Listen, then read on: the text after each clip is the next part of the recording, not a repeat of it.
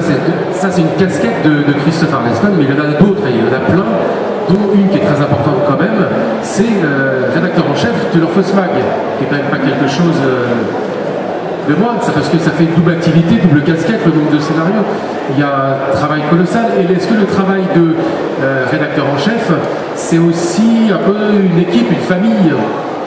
Alors, le journal L'Orphosmag, il est né vraiment d'une envie et d'un désir profond de ma part de faire un journal. Quand j'ai commencé à lire de la bande dessinée, tout petit, à la fin des années 60, j'étais début d'adolescence.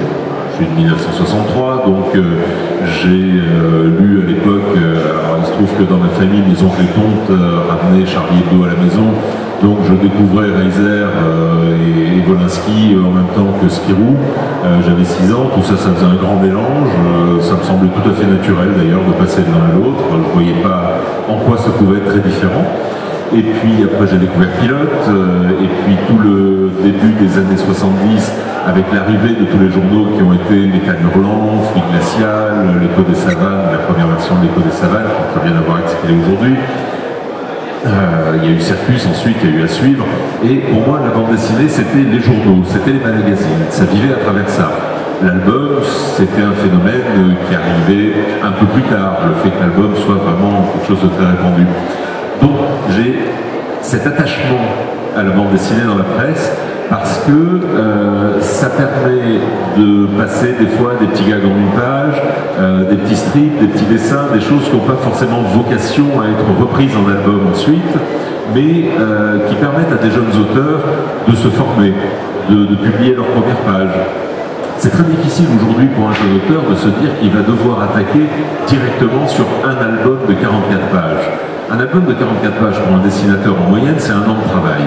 Quand on a 20 ans, en 1 an, on évolue énormément graphiquement. Et un jeune dessinateur aujourd'hui commence son premier album, il dessine la page 1, 2, 3, 4, 5, 6, 7, 8, 9, 10, arrivé à la 15 déjà, il regarde la page 1, il fait « Oh, quelle merde! Comment j'ai pu faire ça ?» Il a envie de la refaire. Donc il reprend. Et arrivé à la page 44, il regarde tout le début de l'album, il se dit « Ah non, mais j'ai tellement évolué, j'ai tellement progressé, il a envie de tout refaire. » Or, quand on a la chance de pouvoir faire des petites histoires complètes de 3, 4, 5 pages, on finit quelque chose rapidement, on voit son style évoluer d'histoire en histoire, on sait que tout ça ne trouvera pas sa place dans un album, donc au début on est très très fier d'être publié, et puis après on se dit ouf, c'était juste dans un journal, ça va être oublié, plus personne ne le verra.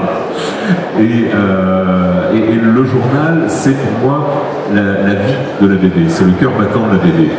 Or malheureusement, dans la fin des années 80, quand j'ai commencé à devenir professionnel, mes premières pages, je les ai publiées dans Circus, un magazine des éditions Glénat, dont Jean-Claude Camano était le rédacteur en chef, et que je ne remercierai jamais assez d'avoir été le premier à m'accepter un travail. Et j'ai fait l'enterrement de Circus, 3 numéros, 4 numéros après que je publie mes premières pages, paf, le journal ferme. Je rentre au journal de Tintin, 6 mois plus tard, le journal ferme. Bon, personne n'a jamais réussi à faire la preuve entre mon arrivée dans ces journaux et le fait qu'ils aient dû fermer. Là-dessus, je tiens à préciser ce point-là. Mais j'ai vu en même temps fermer Métal Hurlant, À Suivre, enfin tous ces journaux qui avaient versé toute mon adolescence ont tous fermé. Et j'en étais très dépité. Bon, je sors mes premiers albums ensuite.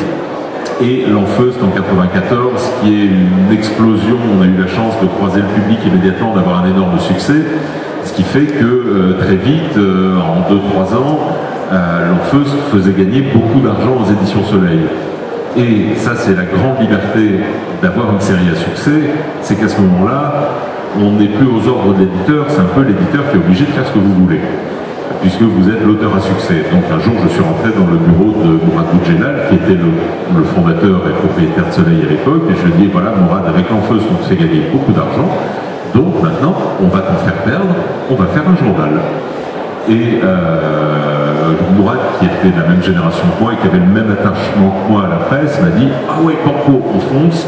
Et bon, moi, faire un journal, ça ne me faisait pas peur, j'avais fait une école de journalisme, je savais comment on fait un journal, je savais que c'était pas un travail si énorme que ça, je connaissais les aspects techniques de ce travail-là. On avait la structure éditoriale de Soleil, la fabrication, les services techniques qui existaient déjà, puisqu'ils faisaient des albums. On avait juste à faire une rédaction. Et la rédaction, ça a été le studio Godferdom à Aix-en-Provence, avec pas mal d'auteurs qui étaient sur place. Et voilà, en 98, je crois, on a lancé les premiers numéros de l'Enfeust Mag. Et j'ai pu, quelque part, venger tous ces journaux que j'avais vus mourir et lancer, comme ça, une génération de nouveaux auteurs. Moi, ma fierté aujourd'hui, à travers l'Enfeust Mag, pour tout vous dire, c'est un travail de rédacteur en chef bénévole que je fais depuis plus de 15 ans. C'est une casquette qui est juste du bonheur, du plaisir, et sur lequel j'ai jamais demandé un rond, parce que l'économie d'un journal, c'est très fragile, et c'est pas avec un journal que les éditeurs gagnent beaucoup d'argent. L'Enfeust Mag, c'est quasiment la structure d'un fanzine, mais professionnelle. Voilà. Il y a une seule salariée à l'Enfeust Mag, on peut le dire, qui est la secrétaire de rédaction. Et puis Dominique Latilde, qui est rédacteur en chef avec moi, travaille surtout comme journaliste pour le journal, moi aussi. Et voilà, c'est une magie, mois après mois, c'est un challenge, c'est sortir un nouveau numéro. Et donc ma fierté, c'est qu'à travers le journal, on a déjà amené une première génération d'auteurs. Certains sont présents sur le salon aujourd'hui, qui sont Guillaume Bianco, Olivier Dutot qui fait Les Petits Diables, Guillaume Bianco, Willy Brouillard. C'est des enfants du journal, c'est des garçons qui ont publié leur toute première page dans l'Enfeust Mag, avec d'abord des strips, et puis après une série gag qui marchait pas, et puis une deuxième série gag qui marchait pas. Et puis finalement, un jour, Olivier arrive avec Les Petits Diables, et hop, là ça accroche, donc ça a donné lieu à une série d'albums qui est le succès qu'on connaît aujourd'hui avec des dessins animés. Guillaume Bianco, pareil, première série gag, une deuxième série gag, Will, qui était très bien, mais qui accrochait pas. Et puis il a trouvé son style avec Willy Brouillard, ça lui a donné le temps de pouvoir maturer son travail. Aujourd'hui, on est en train de passer dans le journal tous les mois, 2-3 pages d'une jeune fille qui signe Willow, qui est une fille qui est arrivée à l'atelier, qui avait 14 ans, qui faisait son stage de 3e, qui était passionnée, qui après son stage de 3e est revenue tous les mercredis après-midi, tous les week-ends, toutes les vacances, qui après a fait une école d'art, et puis voilà, maintenant elle commence à publier ses pages dans le journal. C'est très important d'avoir à la fois physiquement ce lieu qui est l'atelier Godferdom, qui est un lieu dont les portes sont ouvertes à tout le monde, à toutes les générations. Il y a toujours un coin de table pour un jeune dessinateur qui veut venir, et puis les dessinateurs plus anciens vont passer, jeter un coup d'œil par-dessus l'épaule, donner quelques conseils, aider. Et je crois que c'est une émulation pour ces jeunes aussi de voir les pages de gens plus connus autour d'eux, de voir se créer la BD en elle-même et de se sentir au cœur de ce maelstrom de création. Et en même temps, c'est une bénédiction pour nous les plus anciens parce que ça nous ramène l'énergie, le sang frais de la jeunesse qui nous permet de rester en contact avec ce public plus jeune, qui nous permet de nous remettre en question nous-mêmes parce que des fois on voit arriver des trucs qu'on n'aurait pas été regardé. Je sais que moi, dans les albums que j'ai pris le plus de plaisir à lire ces dernières années, il y a une série chez Ankama, que certains d'entre vous connaissent peut-être, qui s'appelle Fritz Quill de Florent Baudou. S'il n'y avait pas eu des jeunes pour me la conseiller, je serais peut-être passé à côté. Il y a un album formidable en ce moment qui vient de sortir chez Glénat qui s'appelle Mytho, qui est scénarisé par une jeune scénariste qui s'appelle Rutil, à qui je fais écrire des chroniques dans le journal aussi.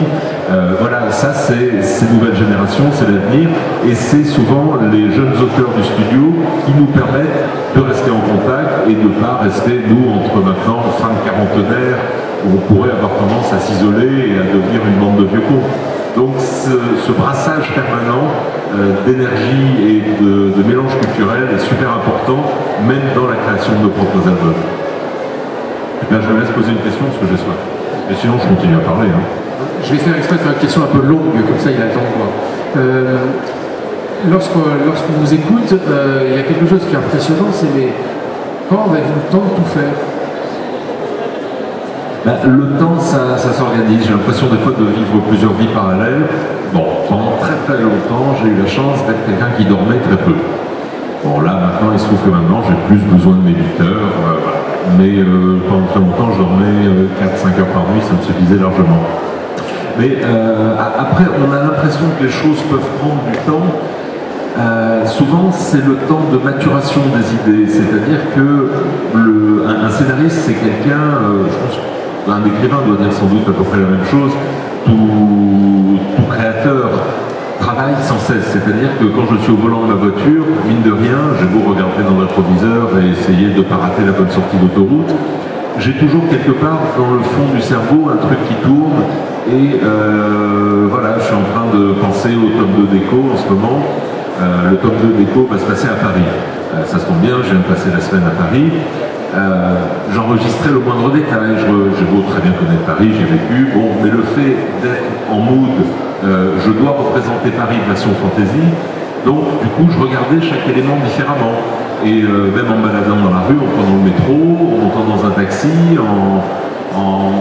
le moindre détail, je le regarde différemment parce que je suis déjà en train de travailler à ce scénario, en train d'emmagasiner des choses. Donc finalement, le temps passé physiquement devant le clavier de mon Macintosh à écrire, ça représente 4 heures, 5 heures dans la journée. Le reste, c'est beaucoup emmagasiner des choses, discuter avec des gens. Alors comme tous les scénaristes, j'ai besoin de me nourrir énormément. Donc, non, je ne parle pas de mon ventre. Hein. J'ai besoin de lire énormément de revues d'actualité, de lire énormément de bouquins historiques. J'adore, j'ai une passion pour l'histoire. Je finis toutes mes nuits à zapper entre la chaîne 80 et la 95 sur Planète, National Geographic. Je regarde des avions qui s'écrasent, des lions dans les plaines du Serengeti.